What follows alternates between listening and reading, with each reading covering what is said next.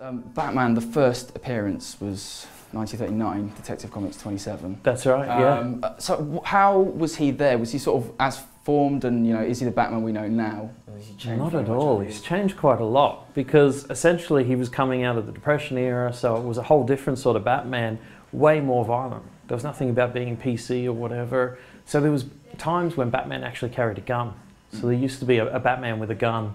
And DC did this kind of pulp universe where they had the Spirit and Doc Savage and all these known pulp characters from that sort of period, and they combined them with that version of Batman. As time went on, you got to the 60s, you got the Adam West Burt Ward TV show, which was a bit camp and what have you. And that's as much a product of the 60s as well as the specific vision of that show.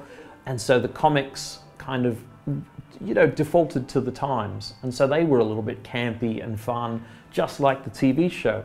Then when you got to the 80s, suddenly people are looking a bit deeper, things got grim and gritty, and Batman was able to go to that mode.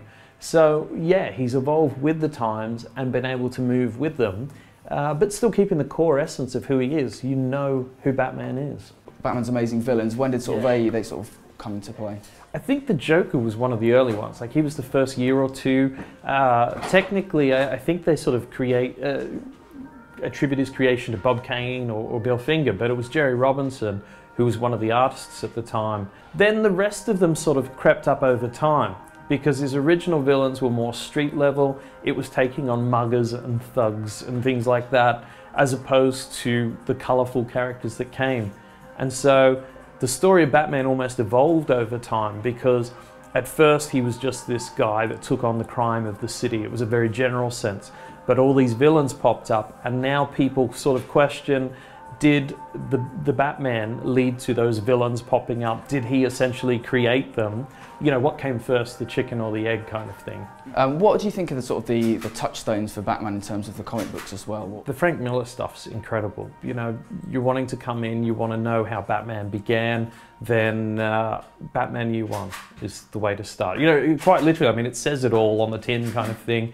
Batman Year One is great, looks beautiful. It gives you that sense of Gotham as a place, as well as giving you Bruce Wayne prior to the Bat, being the Bat, gives you Alfred, you get Commissioner Gordon, you get the whole city and the cast.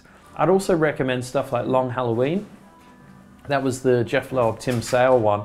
We were talking before about the villains, and if you want to get a good introduction to all the rogues gallery, it has them all. Dark Knight Returns is Frank Miller essentially writing the end of Batman. After he's retired and has to come out of retirement to fight again, but he's old Batman. What do you think of Tim Burton's first Batman? Tim Burton had this very specific vision that fit the aesthetic of the times. You'd had Dark Knight Returns in '86, I think it was.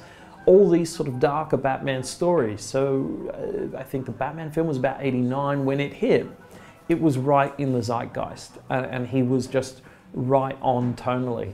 And getting Jack Nicholson as the Joker brings a lot more gravitas to it, a lot more attention. So people were suddenly really excited about this film. What did you think of Heath Ledger's Joker? Because he was one of those classic things where people didn't think he could do it. They didn't think he was a good casting. I was totally in that camp. I was, of the, I cannot believe this guy is in it. No, this is going to suck.